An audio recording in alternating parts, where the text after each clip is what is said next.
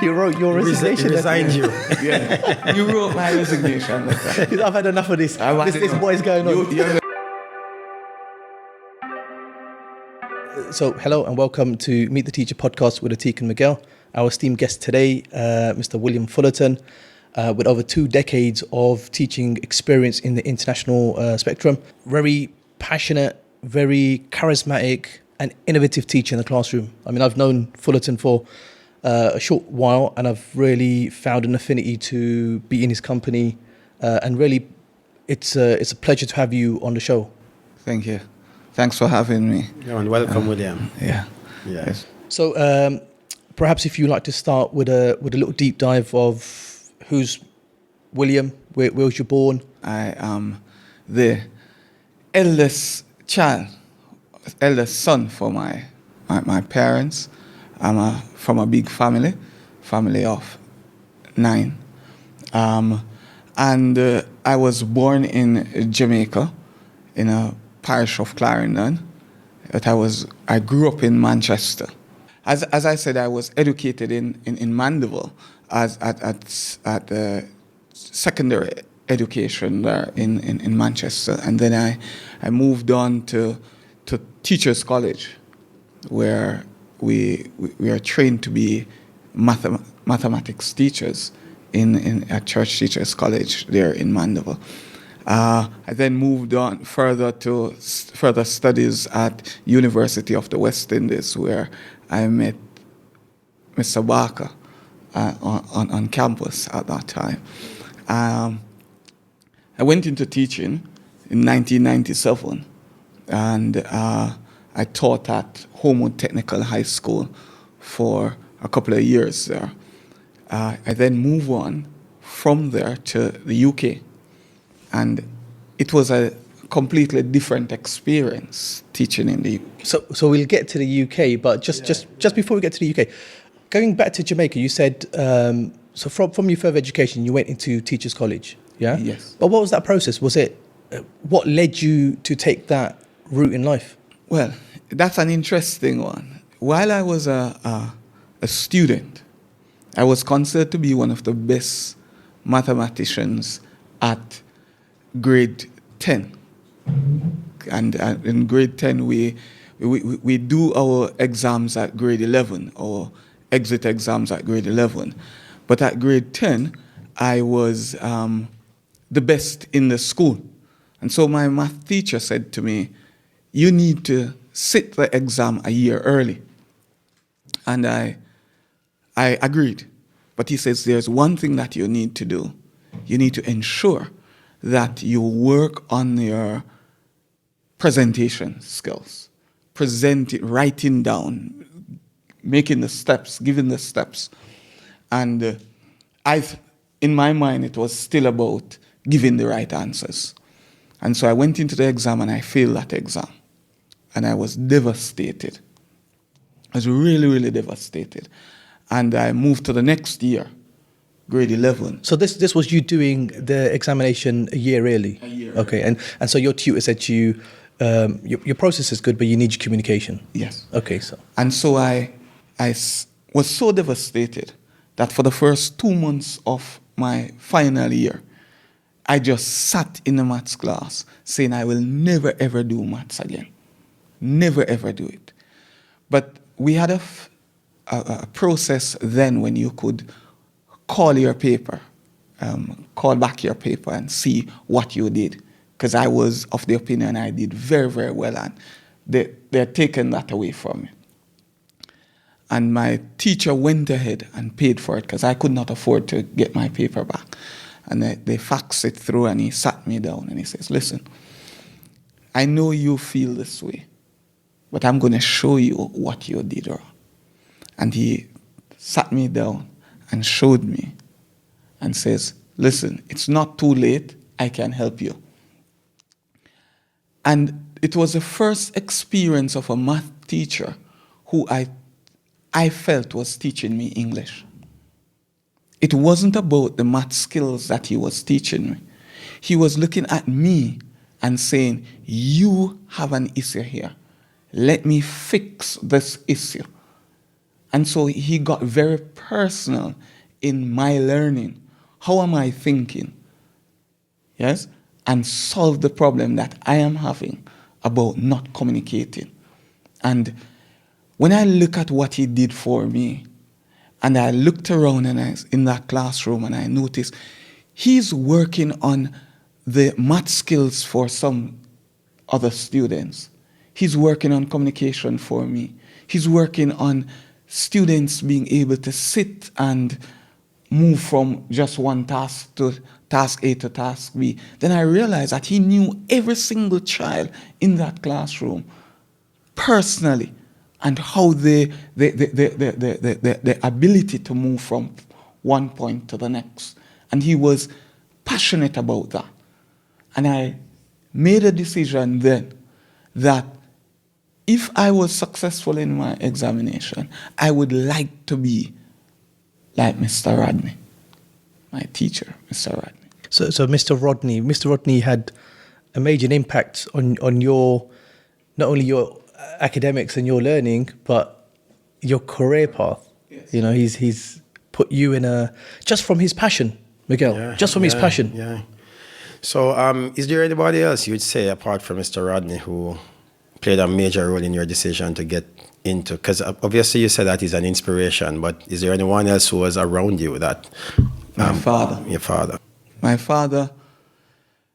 When I left high school, I said that I would want to go and work.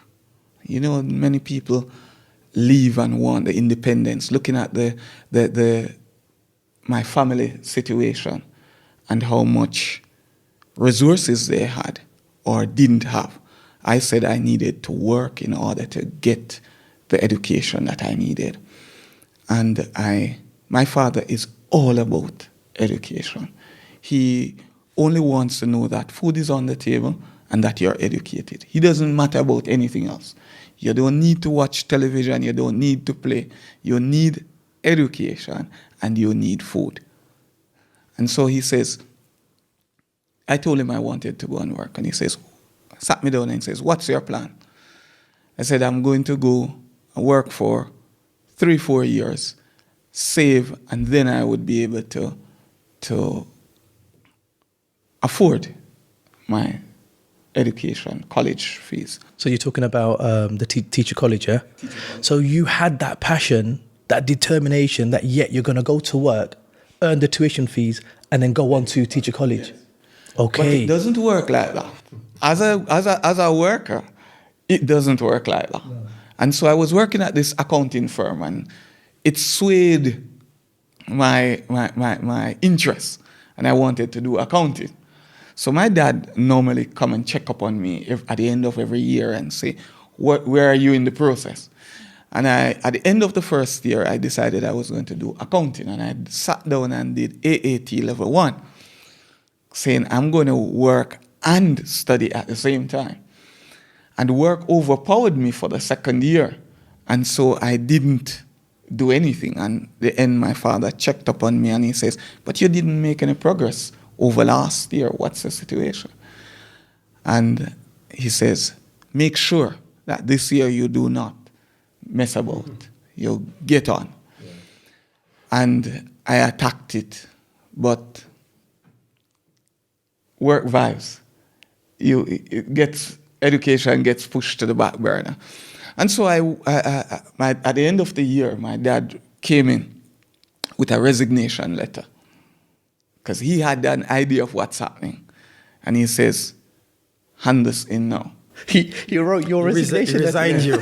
Yeah. He wrote my resignation letter. I've had enough of this. This boy's going on. You're going to resign now. Yes? And you're going home. And this was in the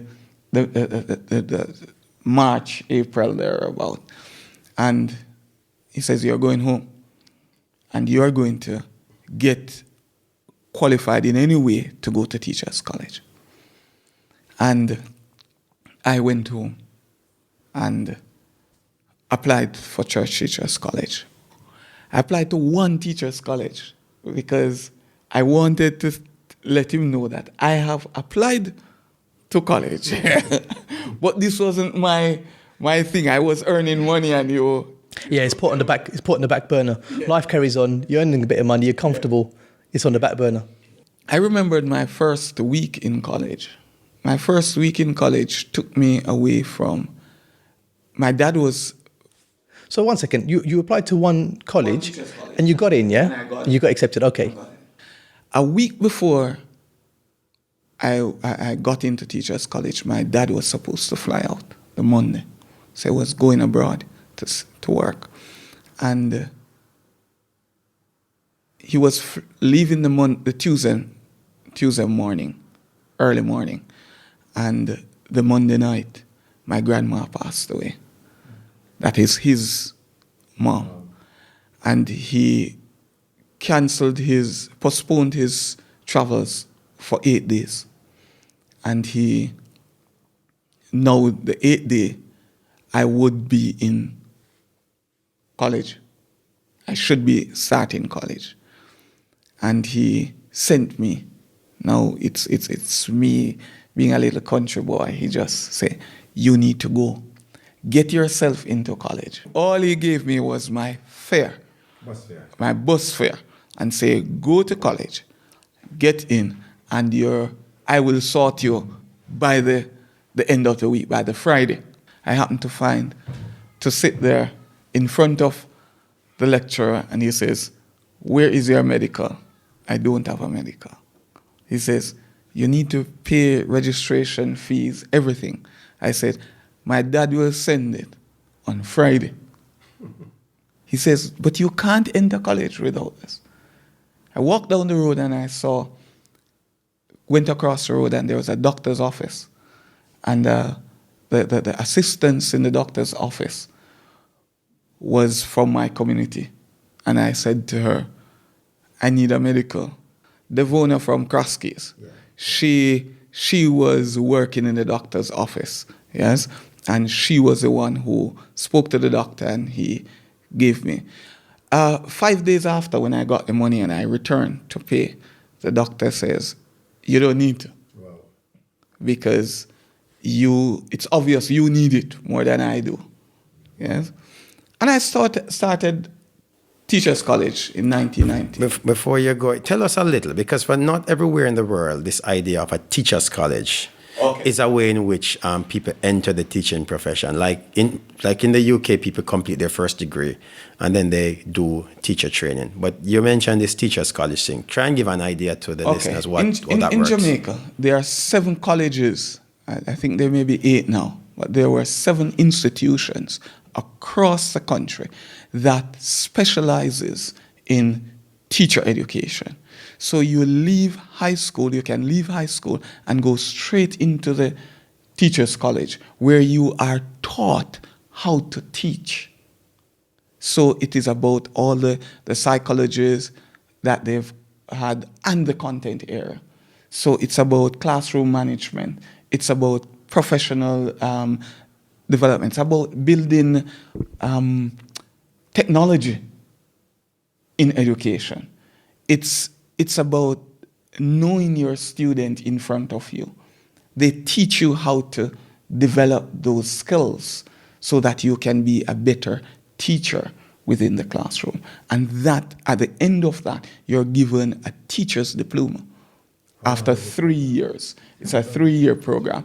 If you have a A-level qualifications before you go in or upon entry, then it's a 2-year process.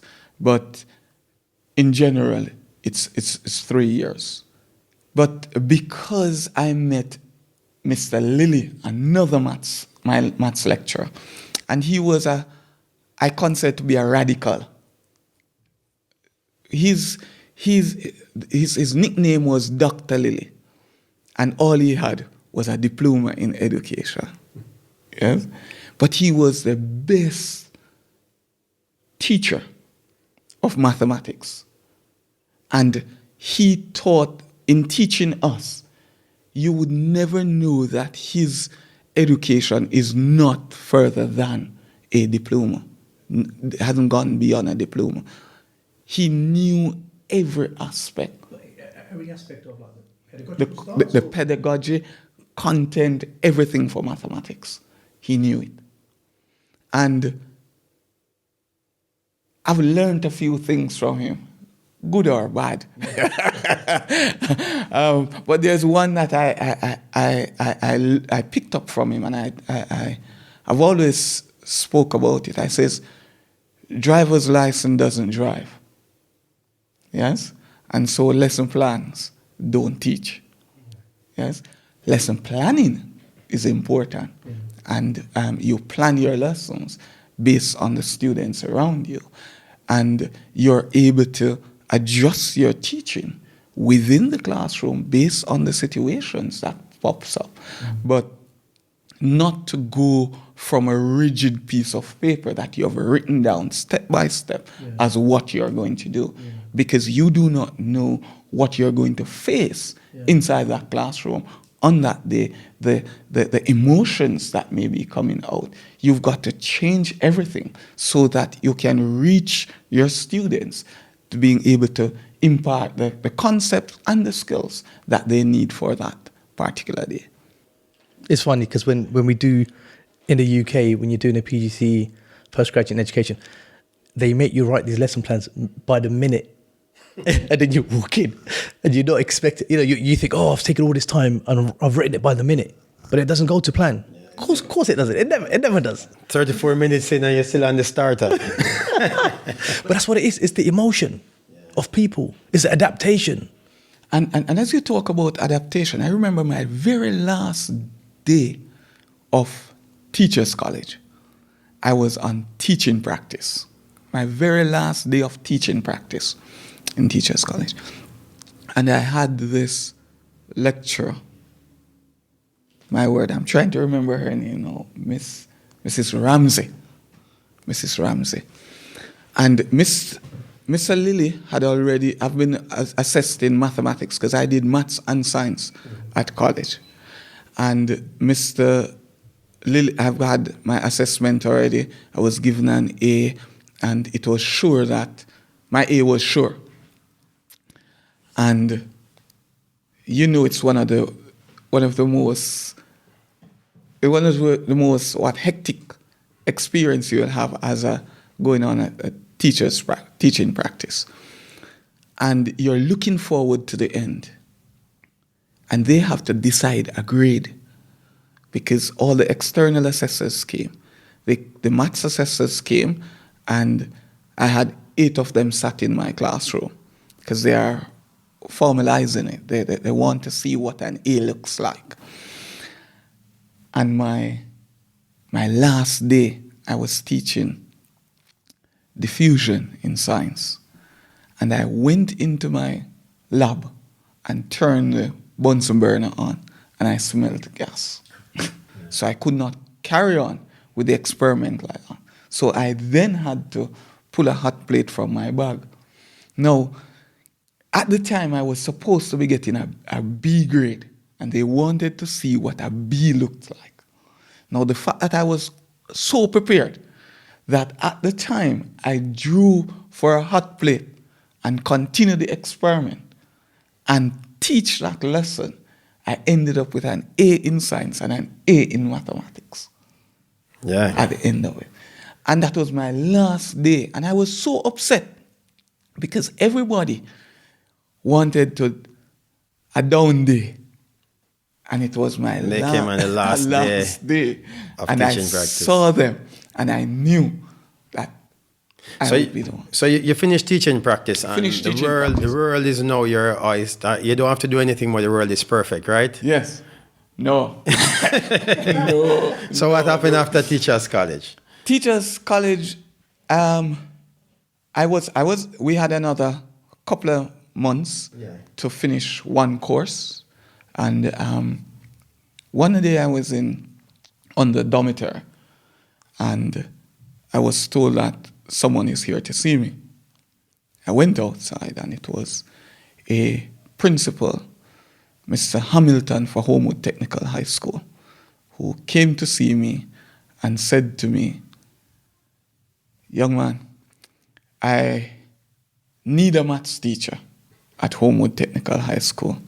I heard about you, and I would like to invite you to an interview at Homewood, and you need to take your resume with you. And that was the introduction. And he gave me a week to prepare everything. And I had to go to the interview in my college uniform because that was all I had at the time. Gray trousers and a white shirt. And I was sat there very nervous. And his secretary called me in, and I went in, and he said to me, "How are you?" And I said, "I'm fine." And he says, "I've got 2 choices for accommodations for you. I'm going to have someone take you to show you where they are, and then you choose which one you wanted." So I'm like, accommodations. The interview was over before it started, and I started teaching there on the September of 1997. So you started teaching at Homewood Technical, yeah? For the viewers out there who don't understand what life is like teaching in Jamaica, can you give us a kind of like a picture of what that's like for first as a trainee, a teacher that's just been headhunted, as we say, into the classroom, but also generally, what is it like? What's the education landscape like, in terms of resources, in terms of behavior, in terms of whether you also are meeting what you saw in Mr. Rodney, was it exactly as you thought? No. No, and no. When it came on to joining the institution, it was a smooth transition. And as a young man, I did not know how to meet the needs of the young people, because then this is a technical high school, and a technical high school normally starts at grade 9. But in this particular school, they started at grade 8. Homewood Tech, they started at grade 8 at the time. And the students who were considered to be going there were people who have failed the common entrance exam, and they had a second chance at the grade 9 achievement. And those who have finished what we consider to be middle school and going into does not have a secondary aspect to it, and they come through. And those who are skill-minded to design, to go in metal work, yes? And I remember asking my father, how am I going to know when someone needs help? Wow. And my father says, don't worry. When somebody needs help, they will find you. Yeah. Now that ended up where visits, when my father came to visit me, there were 13, 14 people sat on my veranda in which I was helping. I was teaching them mathematics after school. Yes? So it was a case in which they found me and they asked for help, and I helped them. But where I get to build a relationship with the students is not within the classroom. Building relationship with my students came from outside of the classroom. The extracurricular activities they are a part of, going to see them performing, doing well in their area, building a relationship with them, knowing their life outside of the classroom, and then that transcends into the classroom, where the students now recognize that I care about them, not just the maths that I'm throwing at them. So I'm not just teaching mathematics in the classroom, I am teaching students because I have experienced it not just in Jamaica, in the UK, and here in Oman. I have learned that it works. You have to set a standard within the classroom. Now, you've got to be fair to your students. And once they know that you care for them and being fair by them, they will come to you for the help that they need if they need it. So you have to make yourself apparent. You have to say, I'm here to help you. Yes. But you have to seek it out. You don't just say it. There's a difference with you in saying, I am here to help you. And the students recognizing that you are there for them. And they have to know that. What's the difference? What do you say is the difference? I know you say there's a difference, but describe that difference for us. Yeah. That difference is difficult. Yeah. But it makes no sense, I say to you, I am here for you. No, okay, yeah. But later on, the child comes to you and say, sir, I need help. And he says, but I told you how to do that already. Yeah. Yes? You have to say, you have to go to them. They've asked for help within the classroom now. They recognize they need it in the classroom. They haven't even recognized it that they need it outside of the classroom. But it's how you respond to them. They say they need help.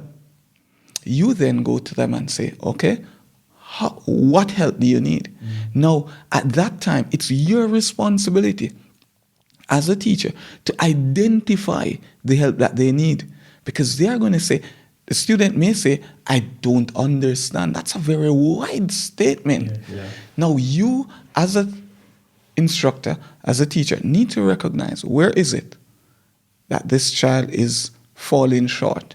Where do I pick up from? He knows what's happening here. Yes? So for every 6 weeks, I go around my classroom and I evaluate my students. Give a general evaluation, a verbal feedback to them, where everybody is looking on and listening to what I am saying about each person and moving them from where they are and identifying the progress they have made. Then they take a step back. I didn't know that sir was observing that about me. Yeah. I want to probe a little bit on this, though, because picking up on what Atik said regarding the idea of how do you know when a child needs help, yeah? How do you balance giving help, but also giving them the opportunity to struggle and develop more fundamental skills? How do you balance that? Because a child asking for help could say, I need help, but so how do you determine when they need to struggle a little bit and when do you need help without compromising that trust that you just spoke about? Good. But you've got to, after developing a relationship with them, they know that if you've asked them to do something, they trust you that what you have asked them to do is for their development, for their benefit. And so if they come and they say, I need help, and I identify where they need, I says, okay, I explain to them and I say, I want you to take this challenge on for the next 7 minutes. I'm coming back to see where you are in the process. Now, I have to make sure that I go back to see the person, the child, at that time and say, hey, yes, how are you getting along? What's he or she's gonna say? I'm okay, or sir, I'm struggling. No, then I need to know, hey, there is something beyond what I thought it was. How can I help them further? Yes, because you don't want them turning off. You want them to be zoomed in on you. It's like selling a program for free. No one cares. But the second you put a price to it, people are now interested. You know, and the same with students. I like what you just said. If it's offered free, nobody needs it. And it's the same thing with teaching. If I say to the students on a Monday evening, I need you to come and I will assist you. And you throw it out to everybody. in this culture, not everybody accepts it. But if I go to one student and I say, listen, I realize that you're struggling here. I need to work with you for the next 6 to 8 weeks on a Monday evening. Can you make yourself available so that we can develop the skills? They will take that on board. They will take that on board. Okay, so we take the journey on. Some very, very, very powerful nuggets of, and also revealing how you approach your teaching. So you're finished. You started at home and you've developed some practice now, and then you're in Jamaica working for a while. Things are going all right, but it seems like at some point you decided to leave the Jamaican system.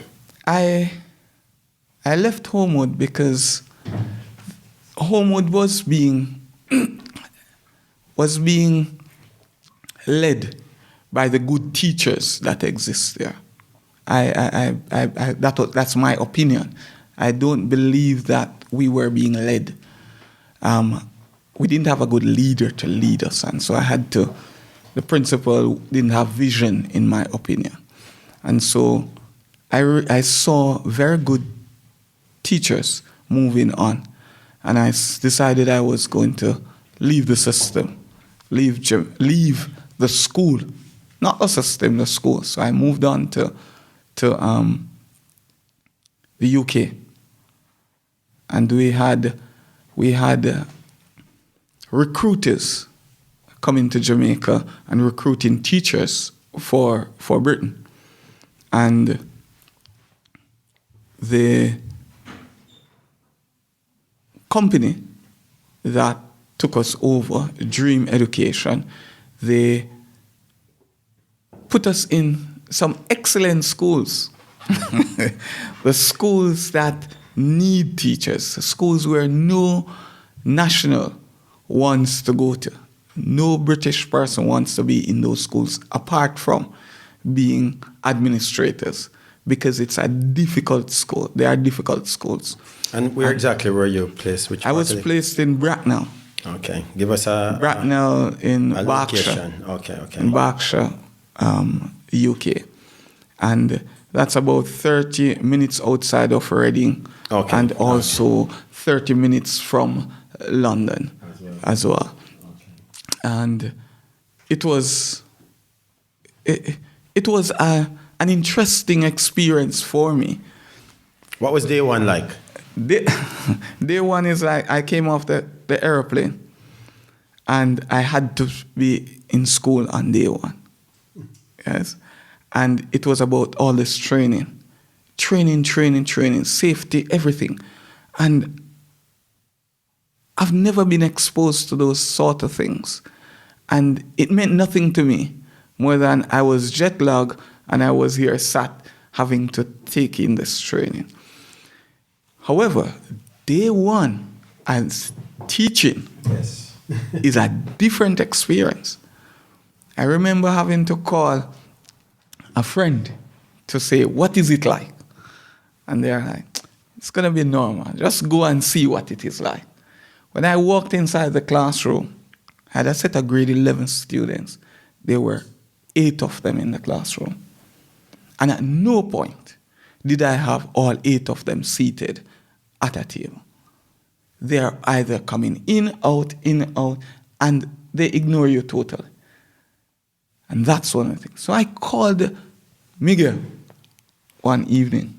I think it was my second evening. I says, I can't seem to get these kids staying in the classroom. And he says, well, based on your training, they are not allowed to touch you. Yes, so there's no physical contact.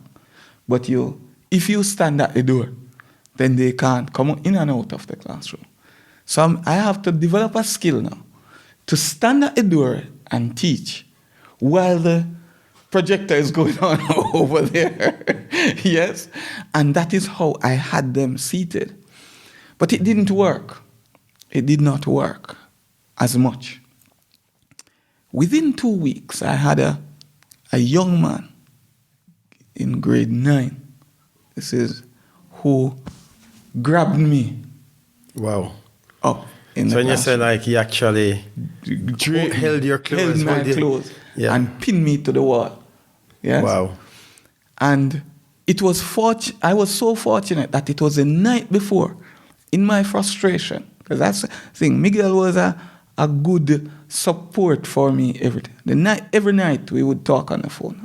So I spoke to Miguel the night, and I said, it's rough. I don't know how I'm going to go through. And I said, I have to make it because my family is back in Jamaica, and I need them here because I can't be comfortable. And then he said to me, whatever happens, don't touch them. Don't touch them at all. I says, even if they were being aggressive to you, and the moment you touch them, you have lost your rights. Yeah. And so said, so done. The following day, I was pinned to the wall by Kurt Curtis. No, the name Kurt Curtis tells you who that child is, just by the name. And I had the experience of seeing every single member of the administration of the school coming to me to support me that day and asking me, what is it that I needed? If I was okay. Now, my ego was more bruised than anything else. Yeah. There was a student in the class who ran and called the head of department. And I was just looking at him and smiling. Because I'm wondering, should I get back on that plane? Or should I stay here and allow my family to join me? Yes? And when they came, I said to them, I'm okay, I'll finish the lesson. So there are two things that happen. I won over the students in the classroom. That's one. Two, I won over the administration, the way I responded and dealt with it. Because if other teachers could have dealt with it differently. And the principal, Mr. Cunningham, called me into a meeting afterwards, and he said to me, how can I help you? How can I support you? And I said, I've got one class that I need support in, and that's my grade 11 class. This grade 9 class, the incident alone have sorted this. Yeah. So I know that. My grade 10 class, my students are okay. It's my grade 11 class that I'm having a problem with. But one second, let's micromanage that topic, yeah? Curtis, yeah. Did he continue to be in your class then? Or did they transfer him? Or? He eventually left the school. Oh, okay. He left the school. I, to be honest with you, I don't know if it was the next day or the next week, or you never saw him again. I wasn't focusing on that. And if he happened to come back to my class, I wouldn't have a grudge against him, because for me, it was more about teaching and learning for me. Yes, I didn't know the rules. I didn't know my demand that I could say, no, I don't want him back in my classroom. Yes, it was more of, if he comes in my classroom, I have to teach him. Of course, yeah. That's how I am looking at it. Yeah. Yes, so I have to get past that, and which I did eventually. And he asked me what? I said, my grade 11 class. I said, I need senior management to be in my class so that I can teach. Because I plan these lessons and it's can't be delivered. Yeah. So he says, okay. He gave me 4 senior teachers, assistant principals. And he says, these 4 are available every time you're teaching. You need to see how you're going to use them. So you took this initiative on your own. Yeah. So this is a man who's flown out, come to the UK, your first teaching post in the UK, and you're brave enough to admit that, hey, there's something going on here, and I need senior management support. Yes. I mean, a lot of people would turn around and say, yeah, you know what? Suffer in silence. Yeah, suffer in silence. Yeah. And I designed a strategy where I had initially one senior teacher coming in this lesson, next one, next. And they stayed for the whole lesson for a week. My second week, I have them coming in for 15 minutes of each lesson. So I've got 4 of them coming to each lesson for 15 minutes. That's impressive because here you set up a strategy in which you can now maintain. Because I want to filter them out. Yeah. I want to phase them out. No, but what's interesting is this support is available then. You know, you've created this strategy for yourself, but there are people out there, there's teachers give up after 3-4 years of teaching. Yeah. But you've created a strategy here, and I just want this to go out to our listeners. I want this to go out, and I want everyone to understand that. Look, if you're innovative in your practice and you allow, you allow yourself to prosper and get over these concerns and these challenges. Yeah, these challenges. You have to think outside of the box. No one told you to do that. Yeah. Yeah. No. Yeah. But what it seemed like you were concerned though. It seems like there's something that you're leading towards where you wanted to move your practice away from a reliance on the senior managers in your room. Yes. It seemed like that. Am I getting that right? As long as the teachers, the senior management was there. But I want to get into why. Why did you want to do this? Because again, some teachers would just say, I'm quite happy to have the senior managers in my room, and that would make me teach. So why did you want to move the kids away from would be doing it because the senior management is here, not because I am delivering content and concepts to them for them to learn. I want them. But why was that important? Because it would be pointless. For me as a teacher, it is important that learning is taking place, and it should be a willing experience. Now, love does not exist with violence. Yeah. In force. You can't coerce someone and then say you love them. Yes? You can't put a gun to someone's head and say, love me back or else. Yeah. Do you understand? So I had to do that. So I ended up saying to one of the teachers, don't come today. And the next one, don't come today. So I had 2. And I switched them so the students saw the teachers at the beginning, one comes out, I'm expecting another one, so I've got to just sit there and carry on. Yeah. Yes? And the other time they come, the teacher didn't come yet, but they can't misbehave because they are anticipating the teacher senior management walking through at any time. Until you won them over. So until the point that they forget about senior management and start thinking about, hey, I have to be learning here. Because I didn't just move away from them sitting in the chairs. I then started thinking about, you've got to do work. Yeah. So when did you realize that you had overcome this issue, meaning the transition from... Maybe 3 weeks after. 3 weeks after. How did you know? How did you know that you were now in control? Kids were wanting to come to the classroom. These 8 students were coming to the classroom, and if someone is messing about, one of the 8 would be saying to them, sit down, we need to learn. How powerful? How did that make you feel? It felt as though I have achieved everything that I wanted to achieve. There is nothing more for me, because now they have said to me, sir, here is the slate that I want you to imprint what you want on my slate. They have come to that class wanting to learn. You're ready to learn. Yes? And it brought me to the stage where it pushes my teaching in a different level. The content is there and will always be there. It's difficult for you to lose the content. Yes?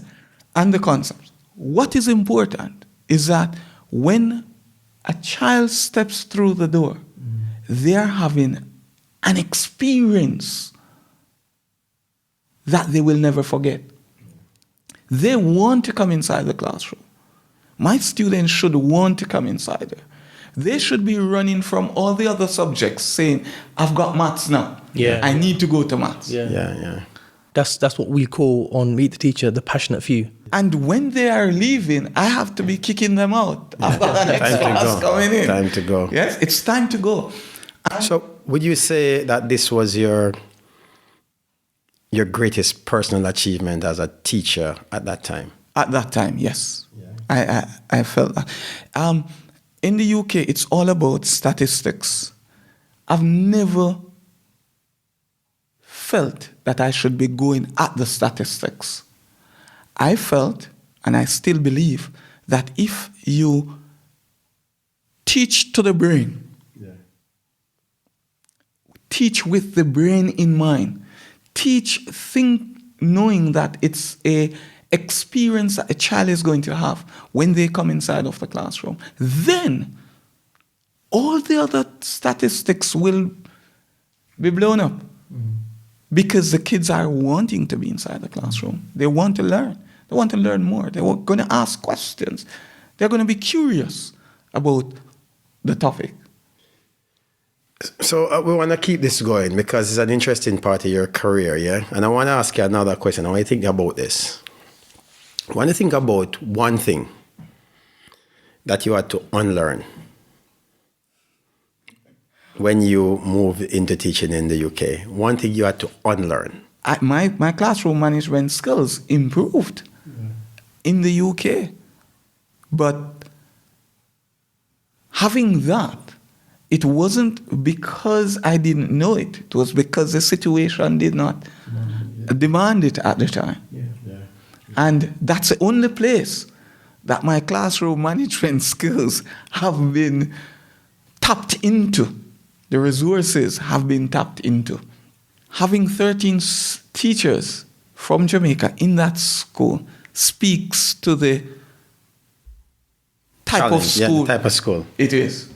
And what does that mean? It means that nobody wants to be in that school because it's a challenging experience. It's hard work to be there. But it was interesting that at the end of the year, only one Jamaican teacher was left there.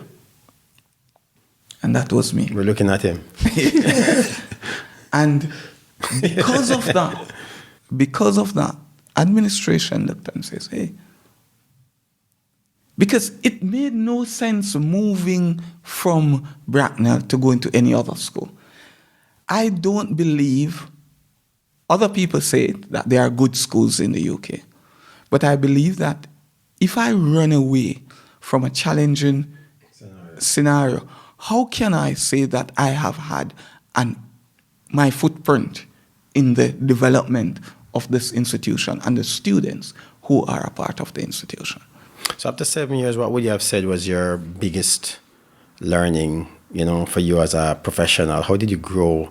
I want to hear a little bit about whether you got into leadership or made decisions about what was that happening for you as a professional? I know you mentioned your teaching developed and your behavior, but looking on the other aspects of the profession, how was that?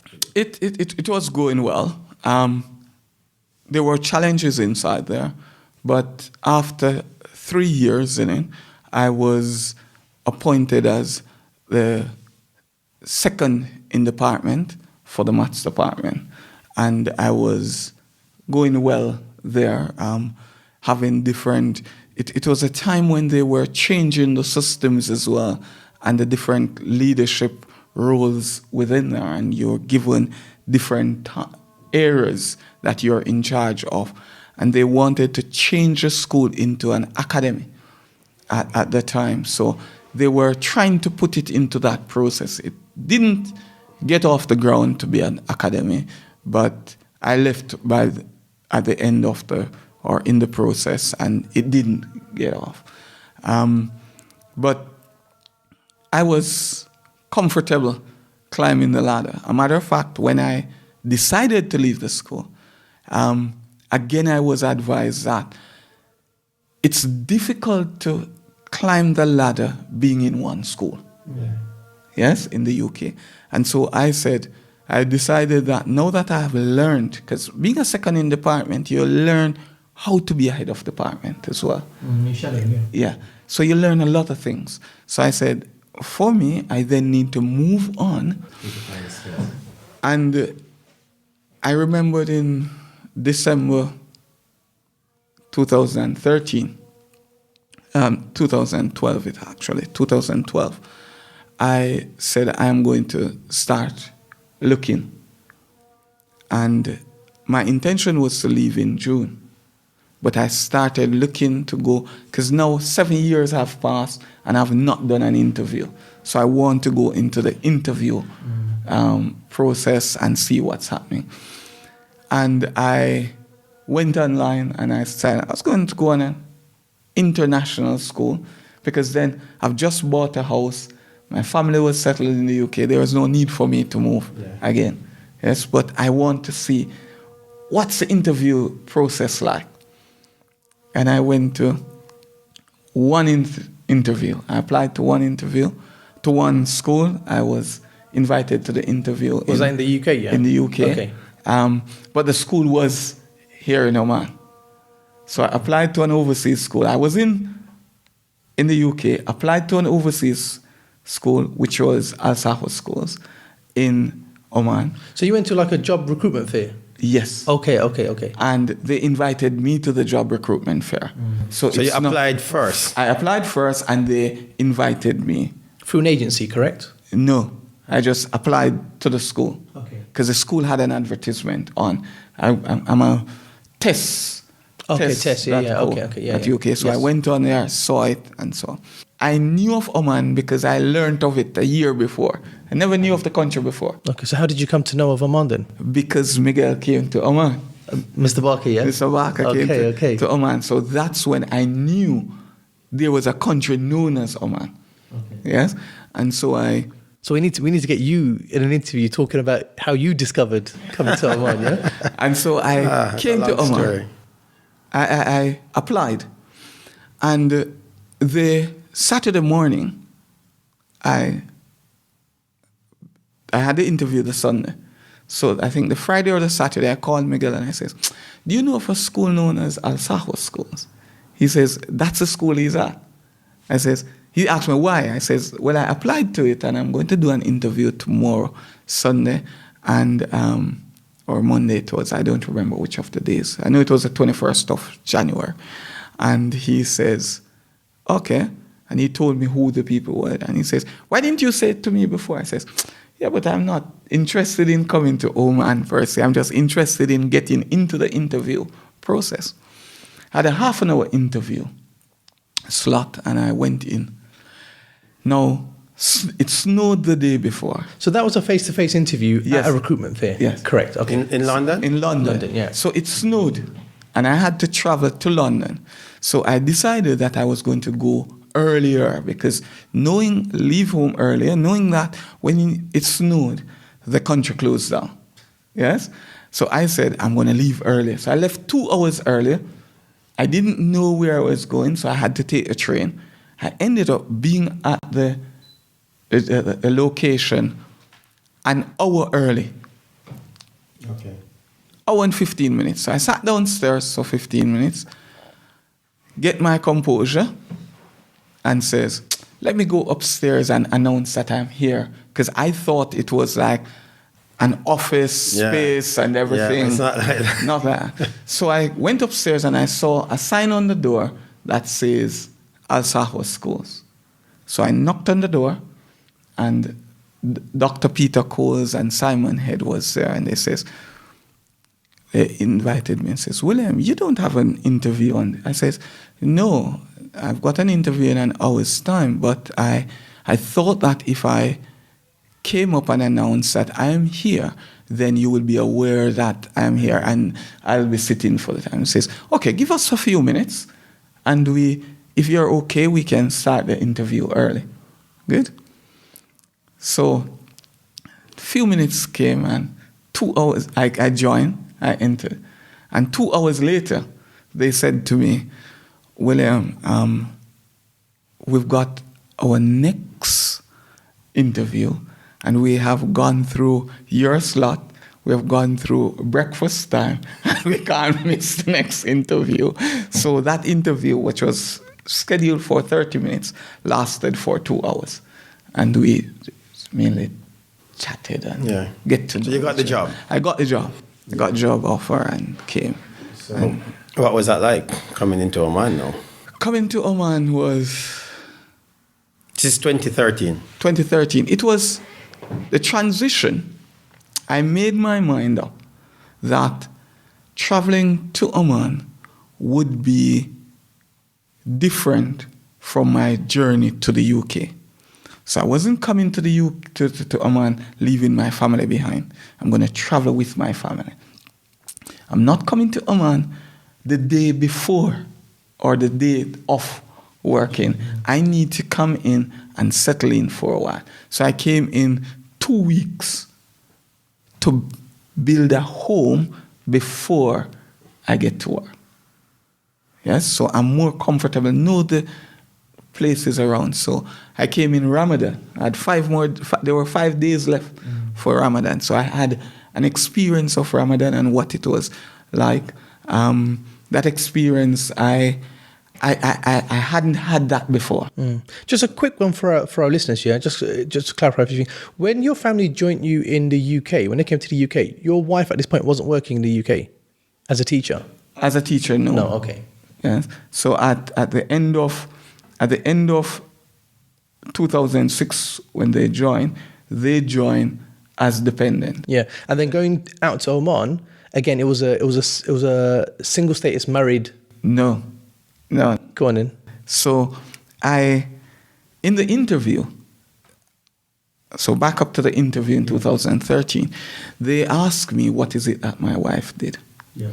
And I said to them that she's a qualified teacher of English, but she has moved out of teaching and she has gone into the social aspect, the caring aspect, counseling of the students. So they says, okay, we have a possible position for that. Ask her to put her CV in. And so the night I went home and I said, honey, need to put your CV forward.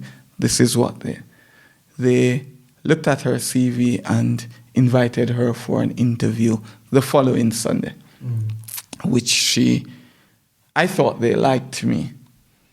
It was when they interviewed her that I realized that she secured the job. She's securing the job, and they are taking me on the side. Imagine that, huh? Yeah, but yes, and that's where it started. So we both journeyed here, and the children were here, with us as well at that time. So. And you've been here for how many years now? This is my 7th year. I'm going into my 7th year. Yeah, a quick summary of that time so far then. Well, it's been a journey. It has been a journey, a very good one, because my experience in Jamaica and my experience in the UK brought me to an institution where I then realized that, hey, all this knowledge and experience that I have, I am now in a school where they've got every single thing resource-wise, but it is not about the students. The focus is not on the students. The focus is on achievement, personal growth, for ourselves as teachers. And being at Al Sahwa, it shocked me coming on the international scene that someone can leave a school within months, you're forgotten because you have not made an impact. And I wanted to change that. For myself. So when I leave an institution, it shouldn't be like sliding doors kind of thing. Yeah, it shouldn't be. And I had to make a difference. And how did you make that difference? I was appointed the head of math. Yeah.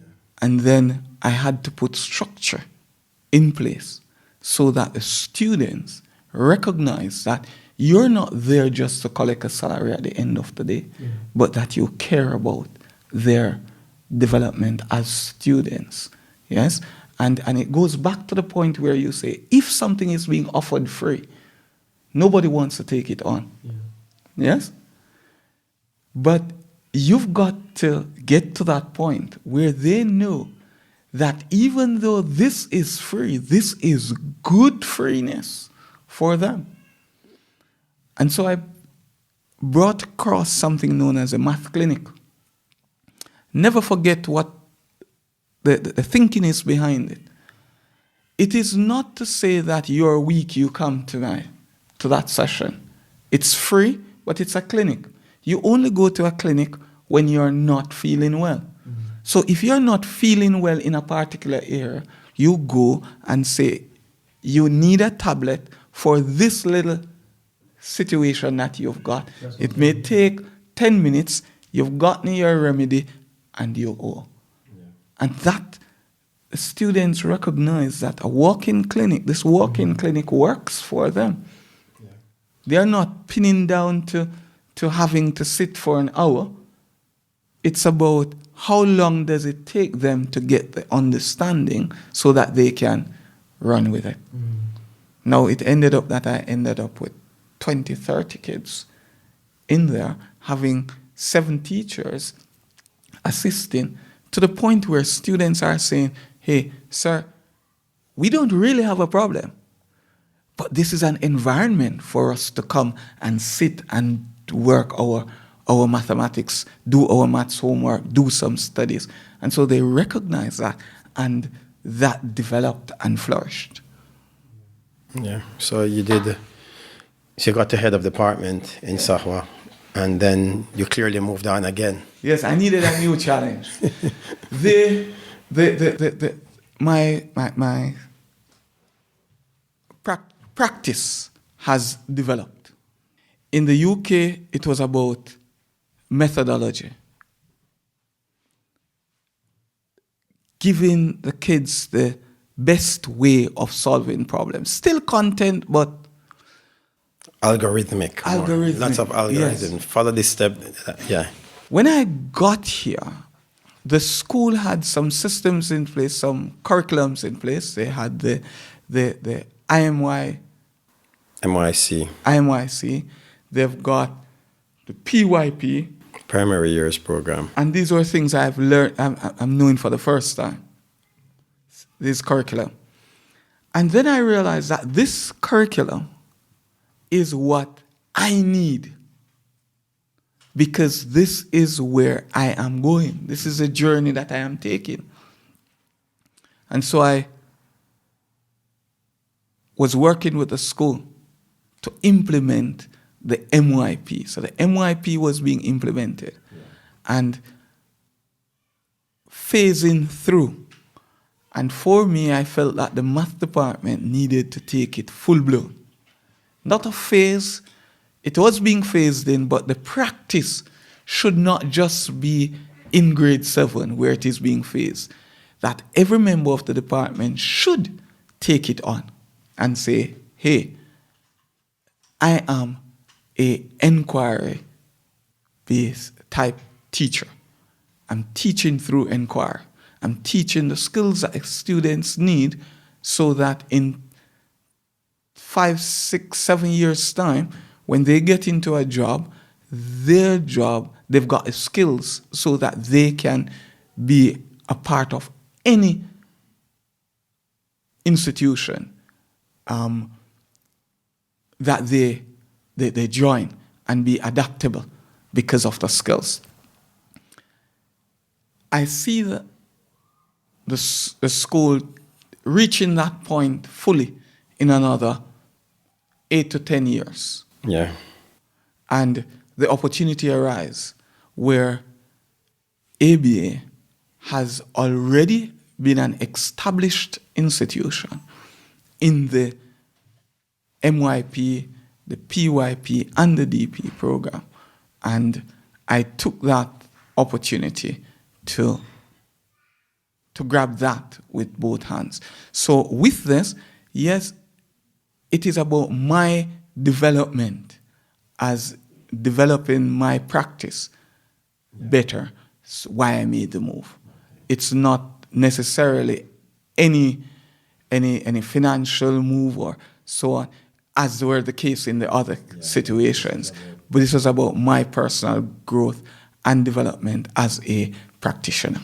Okay, so as we move through, so you have moved through your career like this, but tell us a little bit about when you transition into the international scene. How is that different in terms of not necessarily the teaching per se, you kind of delved into that already, but more to do with like, what's a lifestyle like? You know, a lot of our viewers are people who are looking at coming internationally to work. I know they've worked in the UK. They think, oh, I'm going to work in the UK. And then they're thinking internationally. So give us a flavor of what that's like.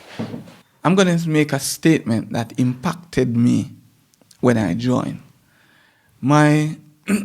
After about 2 months of being here, a member of the community asked my son, what is the best thing about Oman? And his response was, I get a chance to see my dad. And that means, while I was in the UK, every holiday I got, I had to be doing extra job to make ends meet. But being in Oman, being on the international scene, I am more comfortable financially. And so I could get time, there is time there, to spend with my family. And that transition is important because being in the UK and going off on term breaks, mid-term breaks, and end-of-term break to tutor, working with a company, Justin Craig Education, and working in this area for 3 days, moving to another area for 3 days, just completing the course within 3 days, 18 hours, just revising the course in 18. I used to give my family the opportunity also to move with me. So they would go to the area, different parts of the country, but going there and they're spending holidays. So they are going out in the days while I'm working. They are going out to explore the UK somewhere and London to the most part. But I thought in my mind that I was doing something for my children. But that statement that he made at the time, that he gets a chance to see me every day, is something different. He valued my presence more than the trip. And I made a decision then. It doesn't make sense running after money. It's important that your family sees you, you spend time with them, and grow as a family. So on the international scene, I get that opportunity to spend time with my family, to grow and develop that aspect of my life that had always been suffering. Yeah. Yes? And you never know that until the situation changes. So, do you do anything in yours? I mean, know that you have all this spare time that you speak about, yeah? And obviously you're home, but do you do anything like recreationally, anything just to... At the moment, I'm a lover of cricket. I'm a lover of cricket. I enjoy playing cricket. Most Fridays, I go play cricket, and you know, cricket in this country is slightly different from cricket back in the UK and in Jamaica, where you've got 2 teams. But it's my love. We do have hardball cricket that we play every month, every 3 or 4 weeks. There are hardball cricket matches in which we play up the Al Amrat on the ground. But yes, I do play cricket because of the love of it. Yeah, and I enjoy. So it sounds like you have kind of built a nice, solid life with a lot of areas being filled when you came internationally. Any regrets? No, I have no regrets. Yeah. I have absolutely no regrets. There are aspects that if I knew before, I could put things in place. Yes, like leaving Jamaica to the UK. You are always thinking about going back to Jamaica. Yeah. So you are building up what's in Jamaica because you're saying, oh, I'm a Jamaican and you're going back there. Then when you go to the UK, for security reasons, you're building the UK as well. Because you're saying, yeah, this is home now. But if by chance you've got Jamaica to go back to as well. And then when you come on the international scene, you realize that there are two homes that you have to secure and take care of. But I'd like to say that there is no need for that in the day-to-day life as you go. Yeah. One can think about that for the end. Because if you purchase a property now, saying you're going to Even in 10 years from now. in it 10, 15 years from now, it's not working. Yeah. It's building a property that is left there.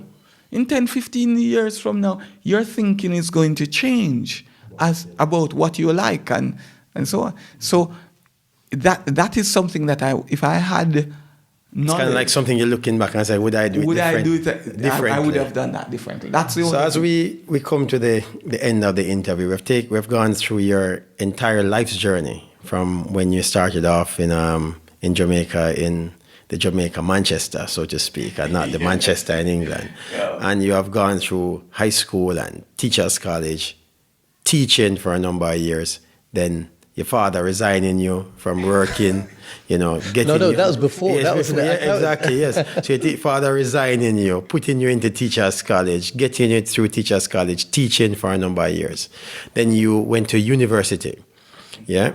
Then you're in the UK and now in Oman. So it seems like you're someone who's like I would say a rolling stone, like moving. So when you're leaving, are you looking at leaving Oman anytime soon? What's going on there? I say it this way. You can't you don't have to answer the question. I'll say it this way. Most people who have been on the international scene and has been around the world, when they reach Oman, they have said that there are worse places than Oman. Yeah. And I will say no more. Yes, you'll say no more. I'll say no more. Okay, so I don't know, Atik, you have anything? No. I mean, what I can say is there are pockets of knowledge in this interview that we've had that I think speak to many people. And I sit there and I think I'm going to watch this back. I'm going to learn so much from it. Because you spoke about passion. You spoke about a journey. In the end, what was fulfilling for me is that element of family. You said in the end that it wasn't the pursuit of wealth. It was that time that I needed with my family, and that may be one aspect of inspiration for people listening into this to say, you know what, perhaps that's what I'm searching. That's what I'm looking for, So there's a lot that that we've covered here. And we've micromanaged some topics as well, like behavior management, and talking about strategies and sort of perhaps help and aid that people may not have seen that was available to them, just because of your sort of innovative style that you wanted to create, your own freedom, your autonomy in your class. So there's a lot. I mean, coming to an end, bringing this to a closure. Well, thank you so much for attending, coming to this interview. Always pleasure being with Miguel. And I think we go away more knowledgeable from this. We go away, being more balanced, So yes, it was a pleasure. having you thank here. Thank you, guys. But, And I'm but more importantly, the purpose of our discussion was so that our audience and our viewers, everyone out there, would get a chance to meet the teacher. And I must say that the level of candor with which you shared some of your, even some very personal and touching stories, but also the enthusiasm with which you share your passion for education and your willingness to just tell us a little bit about what your experience is like will ensure that anyone who's listening out there at this moment would feel like they have just met the teacher. Yeah. You know, big thank you, William Fullerton, for joining us. You know, and yeah, wish you all the best in all your travels. Okay, thank you, gentlemen. You're welcome. Brilliant. See you guys in the next one. Clippings of the previous ones. That's easy, man. No, that's easy, bro. What are you talking about? Easy, man. You doesn't believe it. You don't believe us? No, I don't come on, pull it. I think I'm the first one. No. Far from. I'll show you what.